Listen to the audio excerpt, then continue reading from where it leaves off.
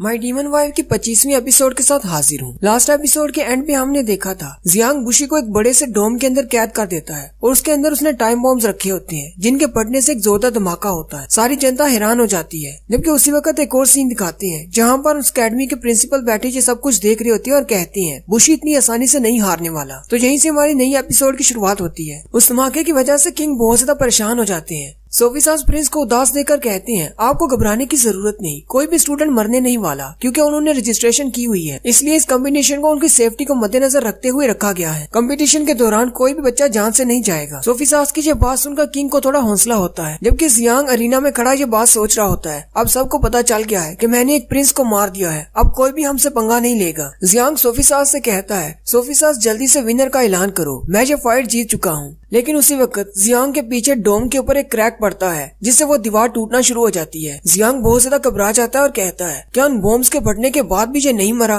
बुशी Jiang के डोम की दीवार को तोड़कर बाहर निकल आता है। बुशी एक ड्रैगन ह्यूमन बन चुका होता है और उसकी बॉडी पर ब्लैक कलर का स्लाइम लगा होता है। बुशी जियांग से कहता है तुम तो काफी ज्यादा स्ट्रॉन्ग हो, देखो तुम्हारी वजह से मुझे अपनी ड्रैगन फॉर्म इस्तेमाल करना पड़ी, लेकिन तुमने मुझे बहुत ज्यादा गुस्सा दिला दिया है। तुम्हारे जैसे यूजलेस नंबर के खिलाफ मुझे अपनी ड्रैगन फॉर्म यूज करना पड़ी। ये तो एक रॉयल प्रिंस के लिए बेइज्जती की बात है। जियांग बुशी को देखकर बहुत ज्यादा घबरा जाता है और कहता है ये भी ट्रांसफॉर्म हो सकता है, ये लोग हैं कौन। जबकि अरीना में बैठे सारे बच्चे हैरान परेशान हो जाते हैं और कहते हैं ये तो एक ड्रैगन है। सोफी सास किंग से कहता है मैंने एक बार रिजेंट को जंग के दौरान ड्रैगन बने हुए देखा था, मुझे लगा था शायद रिजेंट ही ड्रैगन बन सकते हैं। किंग सोफी सास को बताते हैं ये एक स्पेशल रॉयल एबिलिटी है जो कि सिर्फ रॉयल ब्लड में ही है, जो रिजेंट के साथ साथ उनके बच्चों में भी है। किंग सोफी सास से कहते हैं अब जबकि तुम्हें पता चल चुका है तो मैं तुम्हें बताता हूँ कि हमें ये रॉयल पावर कैसे मिलती है। जब भी रॉयल फैमिली में कोई लड़का पैदा होता है तो उसे ड्रैगन लॉर्ड के पास लेकर जाया जाता है और फिर उससे रिक्वेस्ट की जाती है कि इसे अपने ब्लड के साथ बॉन्ड कर लिया जाए और इस तरह उस बच्चे को ड्रैगन की पावर मिल जाती है और वो अपनी फॉर्म को तब्दील कर सकता है। सोफी सास किंग से पूछता है तो इसका मतलब आप भी रॉयल फैमिली से हैं, क्या आप भी एक ड्रैगन बन सकते हैं। किंग उसे कहते हैं हाँ बिल्कुल, मैं भी एक ड्रैगन बन सकता हूँ। किंग सोफी सास से कहती है एक बार जब तुम ड्रैगन फॉर्म में आ जाती हो तो तुम्हारी स्किन बहुत ज्यादा सख्त हो जाती है और तुम्हारी पावर भी डबल हो जाती है। और इस एबिलिटी की खास बात ये है कि तुम अपनी पावर को बहुत ज्यादा बढ़ा सकते हो। अगर तुम्हारे पास बाउंड्री फोर्स ज्यादा है तो तुम्हारी बाउंड्री फोर्स और भी ज्यादा हो जाएगी। लेकिन ये सब के लिए अलग अलग काम करती है क्योंकि जिसकी बाउंड्री फोर्स ज्यादा होगी उसकी बाउंड्री फोर्स और भी ज्यादा बढ़ जाएगी। सोफी सास सोचता है क्या हमारा जियांग इस ड्रैगन को हरा पाएगा।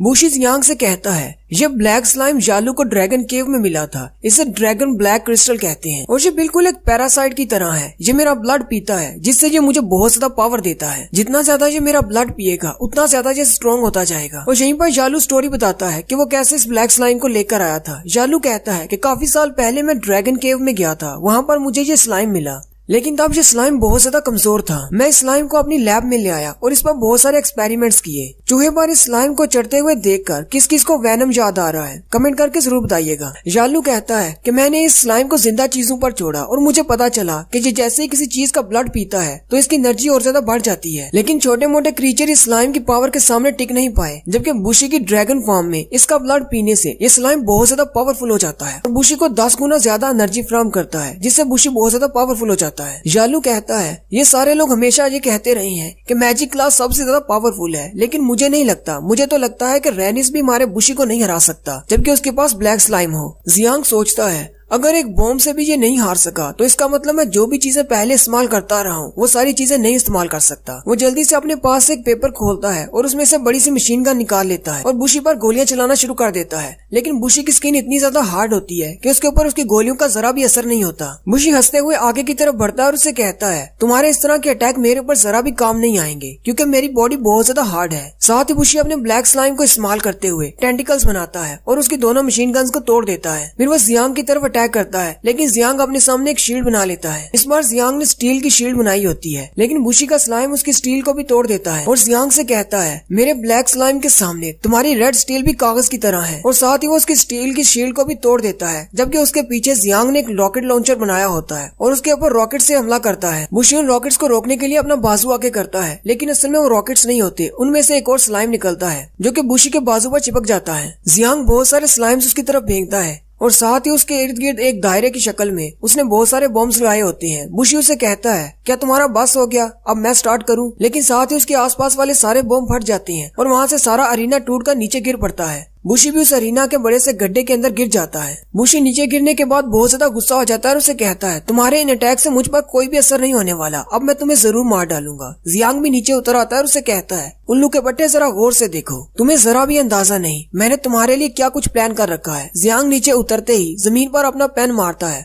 वहीं नीचे जमीन पर उसने यूजलेस नंबर का एक बड़ा सा दरख्त रखा होता है। एली उसे देखकर कहता है ये तो वही यूजलेस नंबर का पेड़ है जो मैं और जियांग वहाँ से लेकर आए थे। मोस उससे पूछता है आखिर ये यूजलेस नंबर से क्या करने वाला है। जियांग उस यूजलेस नंबर के ऊपर एक माइक्रोवेव ओवन की पिक्चर बनाता है। दूसरी तरफ से बुशी भी उस पर अटैक करने के लिए आगे बढ़ता है। जियांग अपने पेन की मैजिकल पावर को एक्टिवेट करता है और इससे वो ओवन बड़ा होना शुरू हो जाता है। बुशी उसे कहता है तुम फिर से वही ट्राई करने की कोशिश कर रही हो लेकिन ये तुम्हारे काम नहीं आएगा। बुशी के जियांग तक पहुंचने से पहले ही वो दीवारें कंप्लीट हो जाती हैं और वो एक बड़े से माइक्रोवेव के अंदर ट्रैप हो जाता है। उस माइक्रोवेव ओवन की दीवारें क्योंकि यूजलेस नंबर से बनी होती हैं, इसलिए उसका स्लाइम भी उसे तोड़ नहीं पाता। अरीना में बैठी जनता बातें करना शुरू कर देती है और कहती है ये बड़ा सा बॉक्स क्या है, क्या ये दोबारा से प्रिंस को ट्रैप करने की कोशिश कर रहा है, क्या ये वाकई में प्रिंस को रोक पाएगा। उस बड़े से ओवन के अंदर बुशी बहुत ज्यादा गुस्सा हो जाता है और उसे कहता है तुम बस मुझे गुस्सा दिलाने की कोशिश कर रही हो। वो अपने पास से बहुत सारे स्लाइम्स निकालता है और उसकी दीवारों पर अटैक करता है लेकिन कुछ भी असर नहीं होता।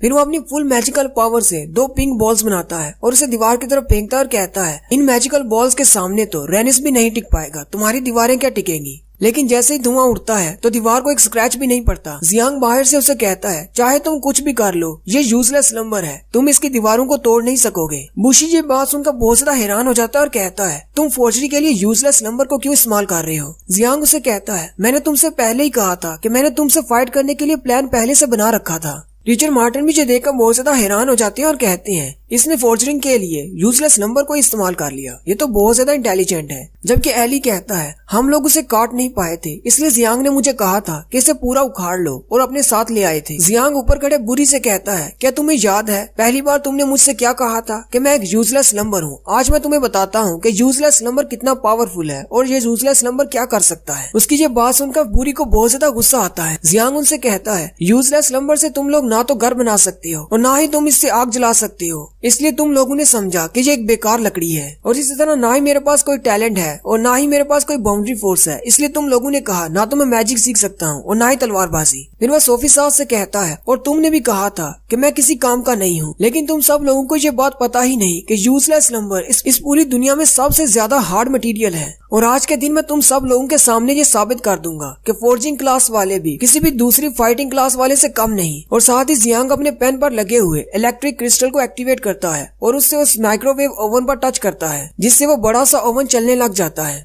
बुशी जो कि उसके अंदर खड़ा होता है अचानक उसे हीट महसूस होती है। वो कहता है इसकी दीवारें इतनी जल्दी गर्म कैसे होना शुरू हो गई। बुशी अंदर से चिल्लाना शुरू कर देता है। अंदर गर्मी बहुत ज्यादा होने की वजह से उसका ब्लैक स्लाइम बहुत ज्यादा डर जाता है और उसी का ब्लड पीना शुरू कर देता है क्योंकि वो उसको रेजिस्ट नहीं कर पा रहा होता। इसकी वजह से बुशी चिल्लाना शुरू कर देता है और कहता है इस तरह तो ये ब्लैक स्लाइम मेरी पूरी बॉडी का सारा ब्लड पी जाएगा। बुशी चिल्लाते हुए बचाओ बचाओ की आवाजें लगाना शुरू कर देता है जबकि बुशी का सारा ब्लैक स्लाइम में पिघल कर नीचे गिर जाता है और बुशी वापस इंसानी फॉर्म में आ जाता है और वो बहुत ज्यादा तकलीफ में होता है। साथ ही वो कहता है मैं हार मानता हूँ और वहीं पर वो बेहोश हो जाता है। उसी वक्त उसके हाथ पर वो रजिस्ट्रेशन वाला साइन चमकता है और बुशी को प्रिंसिपल बचा लेती है। जबकि ग्राउंड में बैठे सारे बच्चे हैरान हो जाते हैं और कहते हैं अंदर से चीहों की आवाजें आना बंद हो गई, क्या बुशी मर गया। जबकि बुरी बहुत ज्यादा गुस्से में होता है और कह रहा होता है बुशी जल्दी करो और काउंटर अटैक करो, तुम इस यूजलेस नंबर से नहीं हार सकते। जबकि जालू बहुत ज्यादा परेशान होता है और कहता है मेरा ब्लैक स्लाइम इतनी जल्दी कैसे हार सकता है, वो भी सिर्फ एक यूजलेस नंबर से। जालू ऊपर से चिल्लाकर जियांग से कहता है जल्दी से प्रिंस को छोड़ दो। जियांग उसे कहता है लेकिन मैं ऐसा क्यों करूंगा। असल में जियांग यहाँ पर कुछ ज्यादा ही ओवर कॉन्फिडेंट हो जाता है और उसे लगता है कि वो सबसे ज्यादा पावरफुल हो चुका है। जालू जियांग से कहता है अगर इसको कुछ हो गया तो तुम रिजेंट को ये सब कुछ कैसे एक्सप्लेन करोगे। जियांग जालू से कहता है हम सब लोगों ने कंपटीशन शुरू होने से पहले साइन किए थे,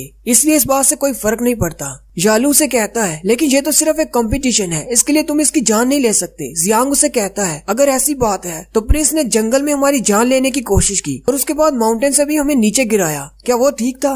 जियांग भी नीचे की तरफ उतरता है और कहता है कहीं ऐसा ना हो कि वो मरने का नाटक कर रहा हो और वो बाहर निकलते ही मुझे मार डाले, इसलिए मैं चाहता हूँ कि पहले वो सरेंडर करे। जियांग कहता है लेकिन मेरे ख्याल में मैंने थोड़ी देर पहले उसे सरेंडर करने की आवाज करते हुए सुना था। उसी वक्त अरीना में खड़े सारे लोग बहुत ज्यादा हैरान हो जाते हैं क्योंकि पीछे से एक पोर्टल ओपन होता है। बुशी की बॉडी माइक्रोवेव ओवन की वजह से बहुत ज्यादा जल चुकी होती है और वो उसमें से बाहर गिरता है। जबकि बुशी के साथ स्कूल के प्रिंसिपल भी बाहर निकलते हैं। प्रिंसिपल बाहर निकलते ही किंग को हेलो बोलते हैं और उनसे कहते हैं मेरा नाम वेस्ली आंद्रे है और मैं स्कूल का प्रिंसिपल हूँ। किंग भी उसे देखकर बहुत ज्यादा खुश हो जाती है। किंग प्रिंसिपल से कहते हैं मुझे नहीं लगा था कि तुम भी यहाँ पर मैच देखने के लिए आने वाले हो। जियांग भी प्रिंसिपल को देखकर बहुत ज्यादा हैरान हो जाता है, जबकि बच्चे बातें कर रहे होते हैं और कहते हैं हमने तो सुना था कि इसकी उम्र 200 साल है, लेकिन ये तो बहुत ज्यादा यंग और हैंडसम है। प्रिंसिपल उनसे कहती है मैं यहाँ पर आना तो नहीं चाहता था, इसलिए मैं सीक्रेट में ही बैठकर बच्चों को प्रोटेक्ट कर रहा था, लेकिन ये राउंड बहुत ज्यादा एक्साइटिंग था, इसलिए मैं यहाँ पर आ गया। और यहीं पर हमारी 25वीं एपिसोड का एंड होता है। एक्सप्लेनेशन अच्छी लगी हो तो चैनल को सब्सक्राइब कर दे, वीडियो को लाइक और शेयर कर दे। शुक्रिया।